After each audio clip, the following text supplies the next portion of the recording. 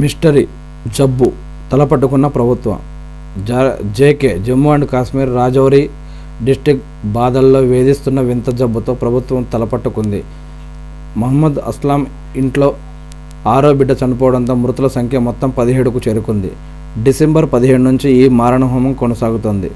డిసెంబర్లో ఓ 2 కుటుంబాల తద్దినం వంటిది ఏర్పాటు చేసి భోజనాలు చేశాయి.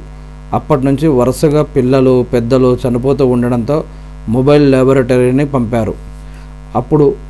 ఇప్పుడు హోమ్ మినిస్టర్ గారు కేంద్ర రాష్ట్ర మంత్రుల కమిటీ ఏర్పాటు చేశారట. ఇది వింత వ్యాధితో చనిపోతూ ఉన్న ప్రజలు మన దేశంలోనే జమ్మూ కాశ్మీర్లోని రాజౌరి జిల్లాలో గుర్తు తెలియని వింత వ్యాధి భయపెడుతోంది.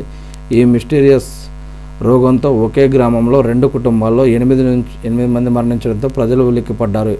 ఏంటో తెలియదు, ఎలా వస్తుందో తెలియదు. ఆసుపత్రిలో చేర్పించి చికిత్స అందిస్తున్న రోగులు చనిపోతూ ఉండడంతో ఒకరి నుంచి మరొకరికి సోకుతుండడం కలవర పెడుతోంది. దీంతో ప్రభుత్వం హుటాహుటిన BSL-3 మొబైల్ ల్యాబొరేటరీని అక్కడికి పంపించి పరిశోధనలు చేస్తుంది.